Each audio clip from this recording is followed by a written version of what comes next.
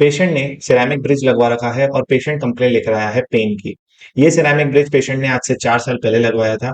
इंट्राओरल examination करने पर जब मैं टेंडरनेस चेक करता हूं तो मुझे 4-7 में टीओपी पॉजिटिव मिलता है।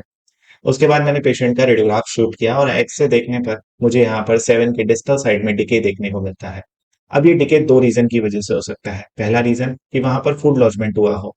दूसरा रीजन कि पेशेंट को पहले से ही वहां पर डिके प्रेजेंट था और किसी ने वहां पर ब्रिज प्लेस कर दिया, जिसकी वजह से थ्रू आउट द टाइम वहां पर केरीज डेवलप हुई और पल्प तक अप्रोच कर गई, जिसकी वजह से पेशेंट का पेन स्टार्ट हो गया। अब इस चीज का ट्रीटमेंट बहुत ही सिंपल है। सिंपली इस ब्रिज को कट करके रिमूव किया जाएगा और 4-7 टूथ की रूट कैनाल करके इसको वापस से सही करके एंड अगेन नया ब्रिज फैब्रिकेट किया जाएगा। अब यहाँ पर फूड लॉजमेंट का रीजन क्या था? वहां पर सिरेमिक चिप ऑफ हो गया था, जिसकी वजह से वहां फूड लॉजमेंट हो रहा था। अब ये चीज दोबारा ना हो इसके लिए क्या करना चाहिए? या तो हम पेशेंट को ये सजेस्ट करें कि वो बेटर क्राउन पर जाए, लाइक जिरकोनिया या ईमैक्स क्राउन पर, जिनकी मार्जिनल सील अच्छी होती है। ठीक है, वो बल्कि कम होते हैं, जिसकी वजह से पेशेंट का वहां पर फूड लॉजमेंट का इशू कम हो जाएगा और दोबारा से ये चीज नहीं होगी।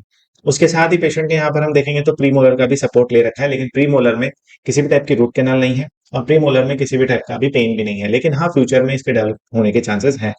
तो प्रेफर यही किया जाता है हर बार कि हम इम्प्लांट्स पे जाएं, बजाय इसके कि हम पेशेंट को ब्रिज दें। अगर मैं मेरे पेशेंट्स की बात करूं तो मैं हमेशा इम्प्लांट्स ही प्रेफर करता हूं। अब यहाँ पर काफी लोग कहेंगे कि इम्प्लांट्स तो बहुत कॉस्टली होते हैं सिरेमिक ब्रिज के कंपैरिजन में, लेकिन ऐसा बिल्कुल नहीं है। अगर हम कॉस्ट की बात करें बिग पिक्चर के अंदर, तो वो बात जाके सेम ही पड़ती है। कैसे, मैं समझाता हूँ। अभी इस पेशेंट ने ब्रिज लगवाया था आज से 4 साल पहले। ओके, तो ब्रिज लगने की कॉस्ट अप्रोक्सीमेटली 7 से 10 हजार पेशेंट ने पे करी होगी।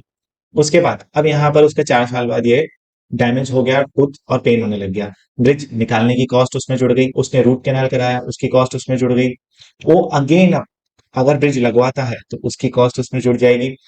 अगर पेशेंट को मैं कहता हूँ कि अभी आप प्रीमोलर की रूट कैनाल करवाइए और ब्रिज लगवाइए ताकि आगे चल के प्रॉब्लम ना हो, तो उसमें प्रीमोलर की रूट कैनाल की कॉस्टिंग भी जुड़ेगी। साथ में अब इन फ्यूचर आप देखिए कि 2 दांतों के ऊपर 4 दांत लगे हुए हैं। एंड स्लो को फॉलो किया जा रहा है, बखूबी फॉलो किया जा रहा है, लेकिन आगे चल के हो सकता है किसी कारण से ये प्रीमोलर या मोलर में से एक तो डैमेज हो जाए। बाई चांस अगर ये कभी होता है तो अगेन पेशेंट उसी सिचुएशन में आ जाएगा जहां से उसने स्टार्ट किया था। और अगर हम इन सारी कॉस्ट को कंपेयर करें ना, तो वो एक डेंटल इम्प्लांट के बराबर निकल के आती है। और बिलीव मी, जब से मैंने पेशेंट्स को बताना स्टार्ट किया ना, पेशेंट इस बात को समझते हैं और इस बात को एग्री भी करते हैं कि हाँ, डेंटल इम्प्लांट्स आपको ज्यादा वैल्यू प्रोवाइड कराते हैं बजाय अगर आप ब्रिज पे जाते हैं तो।